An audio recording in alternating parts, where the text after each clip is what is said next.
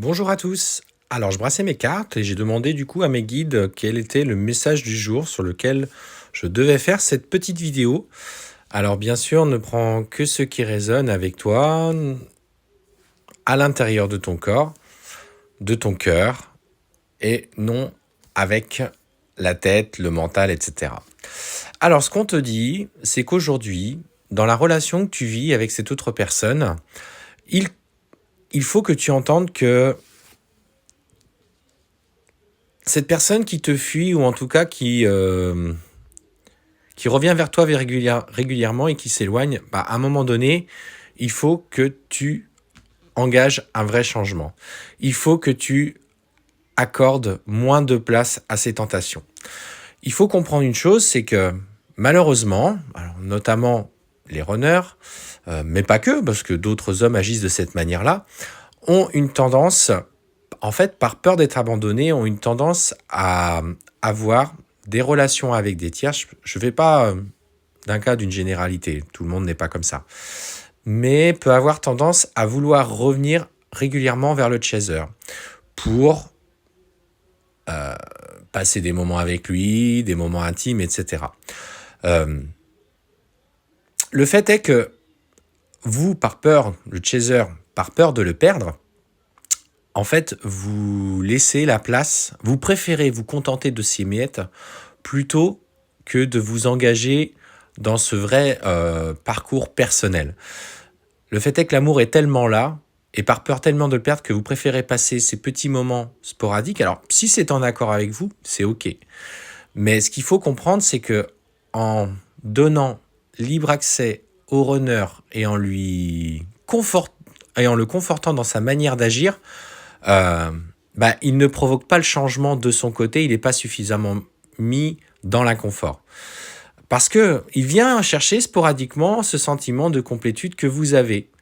Et le souci, c'est que une fois qu'il a obtenu ce qu'il voulait en termes d'énergie, parce qu'on parle aussi en termes d'énergie, il repart et il s'éloigne de vous, quitte à revenir dans un mois et demi, et en attendant, en se mettant dans le silence. Aujourd'hui, vous devez comprendre que ce comportement vous dessert. Bien sûr, il vous reconforte dans votre mental, dans votre ego, mais surtout, il vous dessert à titre personnel parce que c'est pas là qu'on vous demande d'aller. On vous demande justement d'accepter ce lien en confiance.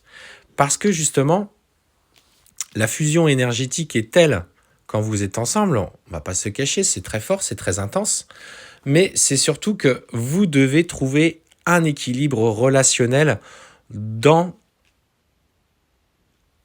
dans ce couple. C'est-à-dire que ça ne doit pas être conditionné à que seulement du physique, conditionné à seulement des rapports. Parce que déjà, en étant dans l'acceptation de se voir sporadiquement,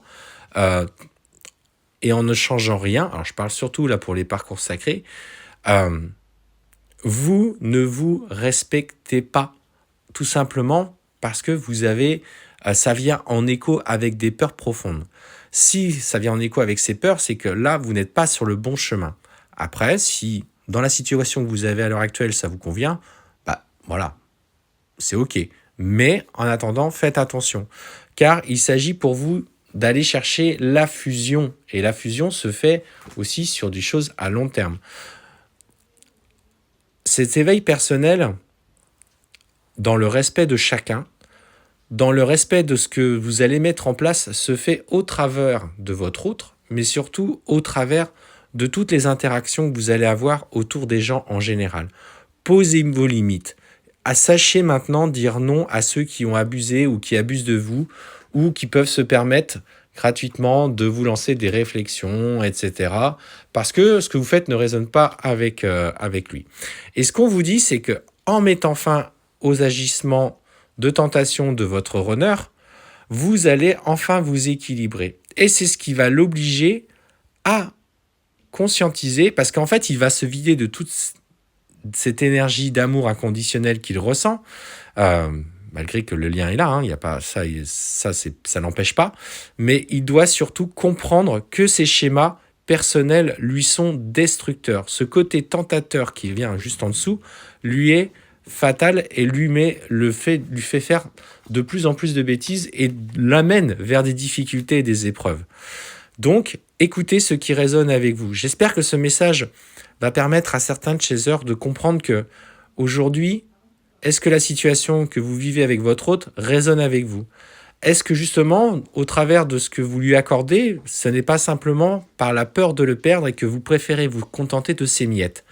Prenez le parti simplement de prendre du recul, car il est nécessaire pour lui ou pour elle, si c'est une femme, là en l'occurrence on a l'homme, qu'il comprenne ses schémas et au travers des épreuves qu'il vit. Parce que de toute façon, pour le moment, il n'est pas encore prêt à revenir vers vous du fait que le travail n'a pas été amorcé. Vous voyez, c'est la fin des tentations qui provoque l'équilibre et l'élévation de l'homme en conscientisant ses blessures au travers des épreuves. Belle journée!